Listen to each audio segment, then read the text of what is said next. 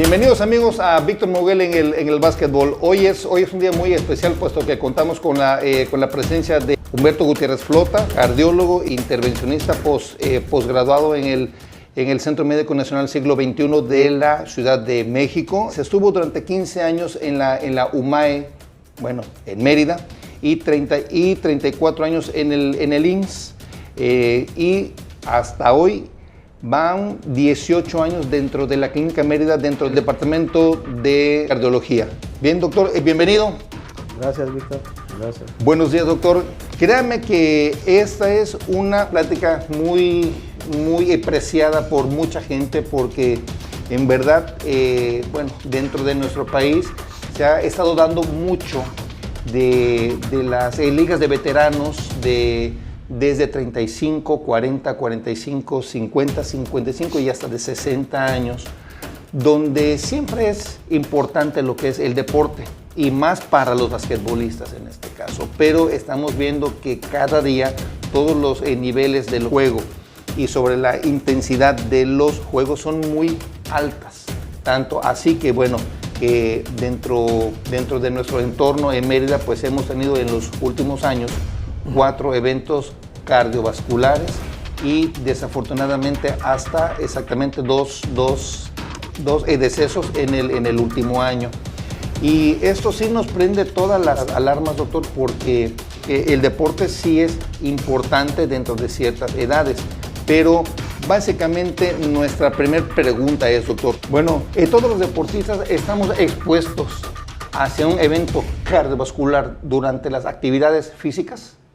Bueno, mira, en términos generales, sabemos que el deporte es bueno para la salud. Incluso todas las instituciones gubernamentales y las sociedades médicas tratan de promover el deporte entre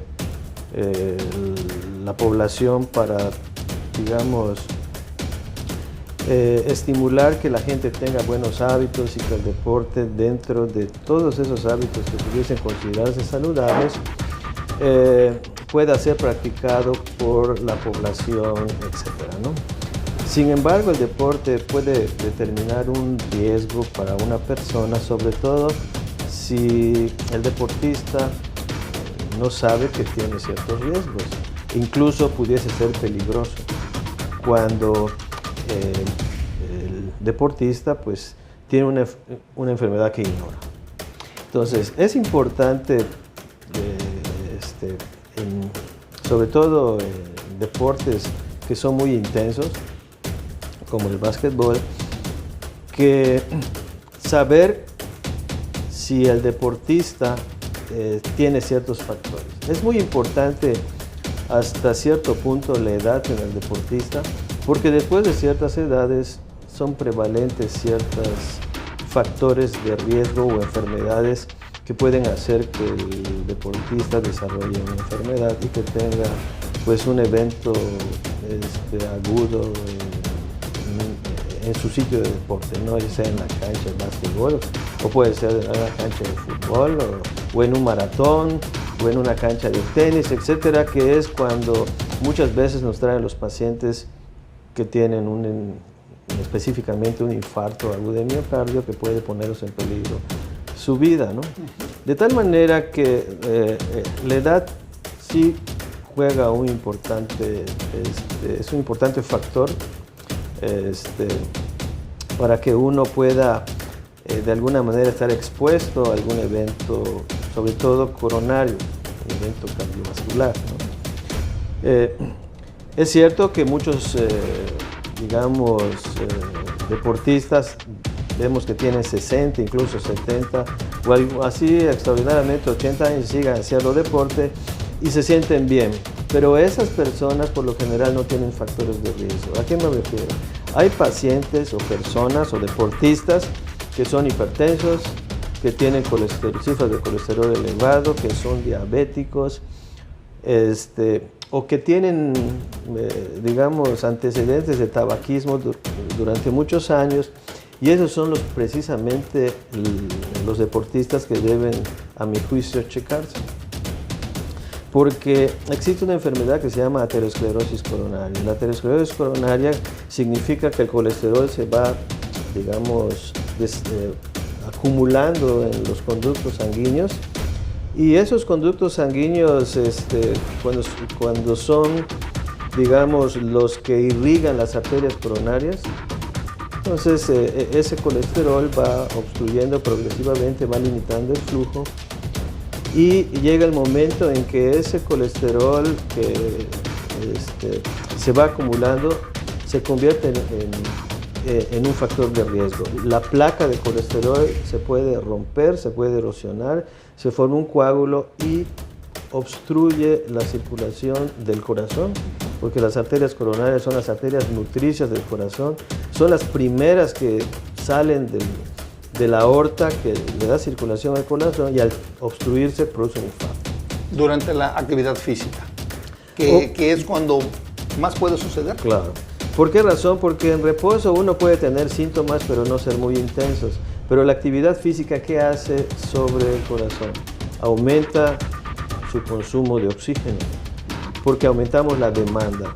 ¿Por qué aumentamos la demanda? Porque se acelera el corazón, al aumentar la frecuencia cardíaca, se eleva la presión arterial, y esos dos factores son muy importantes en el esfuerzo que hace el corazón para mantener su trabajo bajo esas circunstancias. Y si tienes una obstrucción, pues obviamente se va a limitar el flujo y el paciente va a tener problemas. Okay. Entonces, si digamos, actividad deportiva, el paciente tiene una ruptura de la placa de ateroma, que va a tener un infarto, sí, como ha sucedido, y que puede determinar, digamos, un riesgo muy importante para el deportista, e incluso puede determinar su muerte, como ha sucedido en algunos deportistas. Y pues son eventos desafortunados, porque son gente que está en una edad productiva, es gente de la cual muchas veces dependen sus familias para el sustento, y es un evento muy desafortunado que suceda en una persona que, a pesar de ser deportista, pues desconocer ciertos aspectos, como son padecer de diabetes, de hipertensión, de dislipidemia, etcétera, pues sufren este problema, ¿no? Bien, doctor, eso es interesantísimo sobre los factores de riesgo, pero los que se pueden modificar, como lo es el tabaquismo, pero en este caso la mayoría de los veteranos, de los basquetbolistas, futbolistas, y más dentro de los maratonistas, ¿cuáles son todos esos factores de riesgo que esas personas deben de tomar en cuenta para que se hagan cualquier chequeo? Yo creo que después de cierta edad es importante hacer una evaluación cardiovascular. Es más, hay compañías, ¿verdad?, que en forma sistemática checan a sus empleados. ¿Por qué? Porque de ellos depende muchas veces la integridad física o la vida de algunas personas, como son pilotos, son choferes, etcétera, que aunque aparentemente son sanos, se les hacen estudios para determinar si ese paciente tiene un riesgo de sufrir un evento cardiovascular, o sea, de sufrir un infarto, y en el momento en que están en su actividad, pues pueden chocar o puede... Así es. Pero ¿cuáles son esos, todos esos factores de riesgo de los que se pueden básicamente modificar, doctor? ¿Cuáles son? Sí, afortunadamente la mayor parte de los factores de riesgo se pueden controlar. Por ejemplo, la diabetes se puede controlar, la hipertensión se puede controlar, la elevación del colesterol se puede controlar, ¿verdad? El tabaco se puede controlar. Esos son factores modificables. ¿Alcoholismo es un factor de riesgo? El alcoholismo es factor de riesgo si soy hipertenso, porque o soy diabético. ¿Por qué razón? Porque si yo consumo alcohol siendo diabético, me va a subir mi glucosa, mi azúcar, y eso me va a descontrolar la diabetes. Y además el alcohol eleva la presión arterial. Si soy hipertenso y consumo mucho alcohol, pues también se eleva la presión arterial. Entonces, no es que el alcohol per se me pueda afectar el corazón de una manera muy importante, sino que al modificar los factores de riesgo de los que estamos platicando, pues los descontrola, ¿no? Sí existen enfermedades cardíacas que pudiesen ser determinadas por el alcohol. Una de ellas es la miocardiopatía dilatada por alcohol, porque el alcohol sí tiene efecto directo tóxico sobre el corazón. Pero hay personas que son alcohólicas y les afecta más el hígado que el corazón, ¿no? Porque hay una situación genética que determina si el alcohol te va a afectar más el corazón o te va a afectar más el hígado, etcétera, ¿no? Así es. Pero habitualmente lo que hace el alto consumo de alcohol es elevar la presión arterial o el azúcar. Si soy diabético, entonces me afecta, ¿no? Bueno, entonces sí hay que evitar lo más que se pueda. Así es. O sea, todo con moderación, todo con cierto límite. O sea, todos los excesos determinadamente perjudican a la salud. Perfecto, doctor. Bueno, ¿cuáles son los estudios de gabinete que todos deben hacerse y más o menos sobre qué edades estamos hablando? Sí. Primero uno tiene que analizar cuál es su genética, ¿no? Si tu papá falleció de un infarto o tiene un infarto o le dio un evento vascular cerebral, ¿verdad? Pues yo tengo esa predisposición genética. Entonces, si tú analizas, por lo general no hay pacientes que se infarten a los 20 años, a los 30 años, pues es muy extraordinario ver un paciente que se infarta. Empezamos a ver pacientes con mayor frecuencia con infarto a partir de los 40 años para arriba, ¿no? Porque el proceso de aterosclerosis comienza tempranamente, de tal manera que transcurren 20, incluso 30 años para que ya determine una enfermedad en las arterias. Entonces hay tiempo suficiente como para tratar de modificar la historia natural de ese proceso, ¿no? Entonces, lo ideal es tener buenos hábitos desde edades tempranas. O sea, no comer grasas, no fumar. Y el ejercicio me puede ayudar en un sentido, ¿no?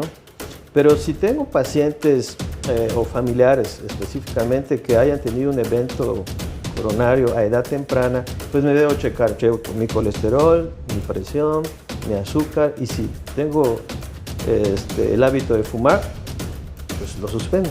Así es muy importante saber que el colesterol, la presión e incluso la diabetes pueden ser asintomáticas, no tener mucha expresión clínica, son silenciosos, y hay muchos pacientes que los vemos que acuden, los tratamos de un infarto, y cuando les preguntamos si padecen de ciertas enfermedades lo ignoran porque nunca se han checado, y su primera expresión clínica de la enfermedad es el infarto.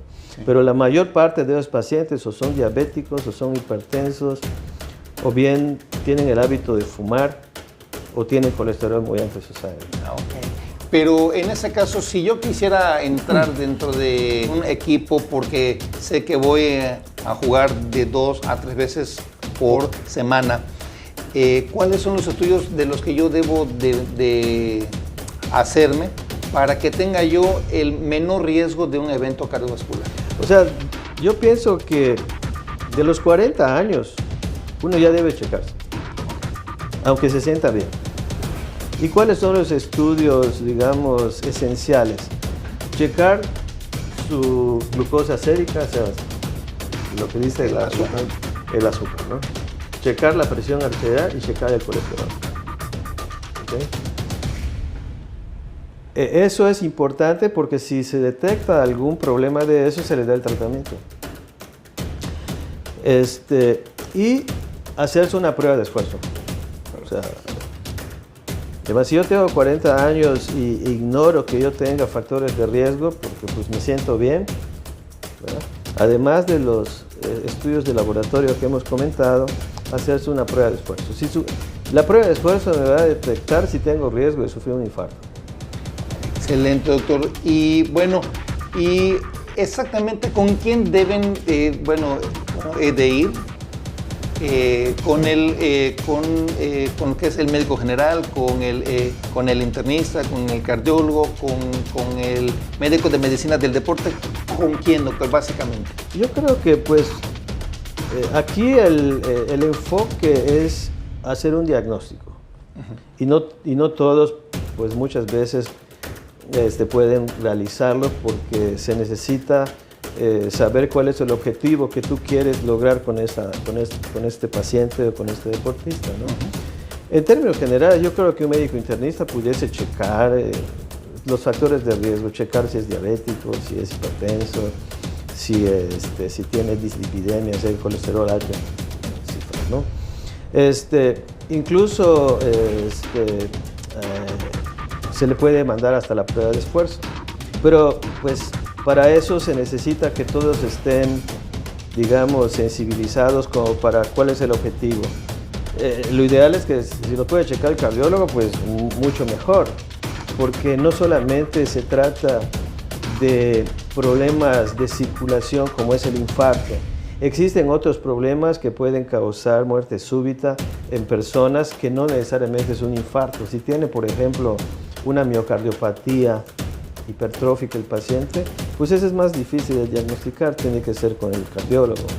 Si tiene una estenosis valvular aórtica, que muchas veces también lo ignoran, es también con el cardiólogo. Esas enfermedades pueden causar problemas en el deportista, ¿no? Y existen trastornos como síndromes de preexcitación, trastornos de intervalos QT prolongados, etcétera, que pueden precipitar arritmias, etcétera, y eso tiene que ser con el especialista. O sea, el enfoque no solamente tratar de diagnosticar lo que sí es la mayor frecuencia, pues la enfermedad coronaria es lo que causa toda esta serie de problemas, pero existen otros problemas que aunque son menores, pueden causar al paciente un evento desafortunado. Entonces, el cardiólogo pues sí tiene pues digamos, tanto la capacidad como los medios como para hacer este tipo de diagnósticos, que aunque no son muy frecuentes, como es la cardiopatía isquémica, pues les va a dar más, digamos, confianza, porque pues lo va a detectar y lo va a diagnosticar y le va a dar el tratamiento apropiado. Doctor, hace unos momentos platicábamos sobre la frecuencia cardíaca. ¿Qué es esto? ¿Y cuánto es lo que se debe tener dentro de un deportista? Bueno, la frecuencia cardíaca es, digamos, el número de latidos, ¿verdad?, que realiza el corazón por unidad de tiempo. Okay. ¿No? Entonces es, digamos, la contracción del corazón y la expulsión de cierta cantidad de sangre en una unidad de tiempo. ¿Cuánto debe de ser dentro de un minuto, doctor? Los parámetros fisiológicos están entre 60 a 100 latidos por minuto, dependiendo de la circunstancia de la persona o del paciente, ¿no? Es decir, si yo estoy acostado, en reposo, pues voy a tener 60, si me levanto y camino, me voy a tener 80, 90, y si llego a hacer un poquito de ejercicio, puede subir por encima hasta de 100 latidos por minuto, dependiendo de la intensidad del ejercicio, ¿verdad? Si mi paciente está más o menos en términos generales, la frecuencia cardíaca está en promedio como 70 a 80 latidos por minuto. En el estado normal, pero durante la actividad física, ¿hasta cuándo puede subir hasta 150, 160 ¿Dónde deja o de ser 170 por minuto, ¿no? Ajá, pero ¿dónde deja de ser peligroso, doctor? Bueno, la frecuencia cardíaca en ejercicio está en relación al estado de entrenamiento que tenga la persona. O sea, cuando tú ya tienes más o menos haciendo deporte con cierta frecuencia, tu frecuencia cardíaca en el ejercicio no se va a disparar tanto como aquellas personas que son prácticamente sedentarias, porque ya tienes cierto acondicionamiento y te permite hacer tu deporte, ¿no? Con cierto grado de bienestar sin que te sientas tú, digamos, indispuesto por el ejercicio físico, ¿no? Cuando una persona no está acostumbrada a hacer ejercicio físico, empieza a hacerlo y sube, sus frecuencias cardíacas pueden subir así en forma peligrosa, ¿no? Sí. Pueden llegar hasta 180 o más latidos por minuto, dependiendo de la intensidad. Entonces, sus sistemas de alarma dicen frena porque se empiezan a sentir mal, empiezan a tener disnea, o sea, falta de aire, se pueden marear, les puede subir la presión arterial durante el ejercicio si no son hipertensos, y entonces, aunque sus arterias y su sistema cardiovascular esté normal, pueden sufrir algún evento porque se sobrepasan los límites fisiológicos en el cual el paciente puede tener algún problema, ¿no? Ok. Y bueno, ¿y qué es lo que pasa con esos jugadores de los que dentro de una semana juegan 4 o hasta 5 juegos o en un solo día juegan dos encuentros? ¿Tienen alta probabilidad de un evento cardiovascular o es solo cuestión sobre la condición física? Aquí yo creo que es muy importante la edad de la persona, ¿no? Los eventos fisiológicos van cambiando con la edad y entonces tú necesitas cierto grado de recuperación. No puedes tú sobrecargar tu sistema cardiovascular en forma importante, que tengas que jugar en un día hasta 3 juegos y ya tienes 60 años, ¿no? Así es. Ya te puede poner en cierto riesgo porque pues yo te podría decir como que si tú levantas pesas y tienes cierto límite fisiológico para X determinado peso, si yo te pongo más, pues te voy a afectar porque tienes una reserva y tienes un límite. Lo mismo pasa con el ejercicio físico aeróbico, ¿no? En un momento determinado, si ya jugaste en un día 3 partidos, pues, o sea, te agotas, ya empiezas a poner en riesgo porque ya estás rebasando ciertos límites, ¿no?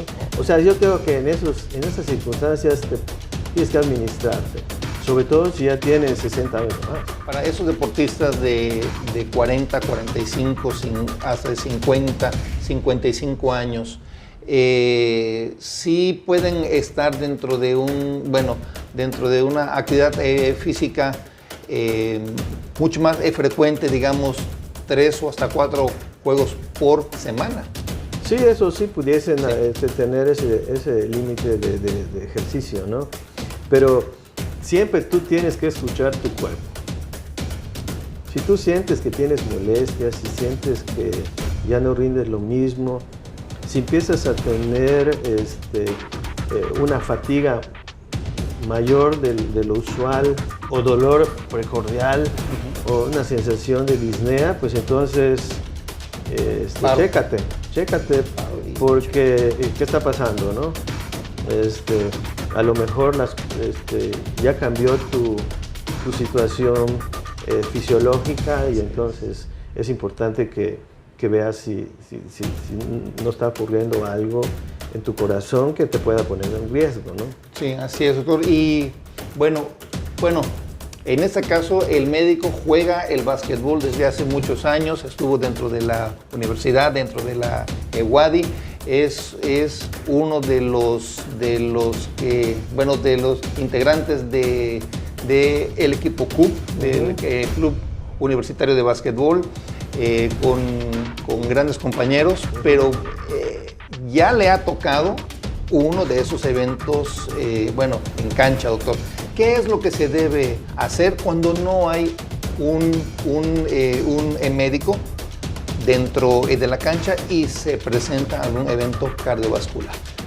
Sí, lo ideal es que alguien de los que son espectadores en ese momento sepa más o menos de maniobras de reanimación básica, ¿no? O sea, primero hacer el diagnóstico de que el paciente esté en un arresto cardíaco. Y una forma de hacerlo es checar los pulsos grandes. Checar carótidas o los pulsos femorales. su estado de conciencia, si está respirando o no, para que se inicie una maniobra de reanimación cardiopulmonar básica que es respiración, apoyos respiratorios, algunas veces tiene que ser de boca a boca, masaje cardíaco, ¿verdad? Es un ABC, ¿verdad? De tal manera que al paciente hay que reanimarlo con masaje, con sostenimiento de la respiración, poner digamos, al paciente hiperextender el cuello para liberar la vía aérea y que pueda ser efectiva en las reanimaciones cardiopulmonares. Y lo más pronto que se pueda llevarlo al hospital más cercano, ¿verdad? ¿Por qué razón? Porque el tiempo es vital. ¿Cuánto es el tiempo en que te sucede un evento cardiovascular como un infarto? Básicamente el tiempo que puede pasar antes de una muerte. Sí, aquí estamos hablando de una situación que es muy importante diferenciar. Uno es un arresto cardíaco, ¿no? Por cualquier cosa. Entre ellas, la más frecuente es el infarto. Y otro es un infarto agudo, pero sin arresto cardíaco. Okay. Cuando un paciente tiene un infarto en cualquier lugar, el tiempo es muy importante. El infarto significa que un segmento de tu corazón se está muriendo, porque una arteria se obstruyó. Y entonces hay un axioma en cardiología que se dice que tiempo es músculo. Mientras más rápido se restablezca el flujo en esa persona, en sus arterias, va a ser mejor. Entonces hay que llevarlo rápidamente al hospital y a ese paciente lo más probable es que haya que hacerle una angioplastía primaria, que consiste en meter un catéter en la arteria con un baloncito y dilatar ese segmento y recanalizar la arteria. Y con eso no solamente le puedes salvar la vida, sino que si el paciente sobrevive, no se va a dañar tanto el corazón, porque el corazón es un órgano que es tan especializado que cuando se muere un segmento no se regenera. El tejido es reemplazado por tejido cicatrizal que ya no se va a contraer. Entonces, infartos grandes van a hacer que el paciente, si sobrevive, pues va a tener una mala calidad de vida. Pero si es un infarto pequeñito, el paciente incluso pudiese reintegrarse a su actividad deportiva si se logró tratar oportunamente y no se dañó el corazón.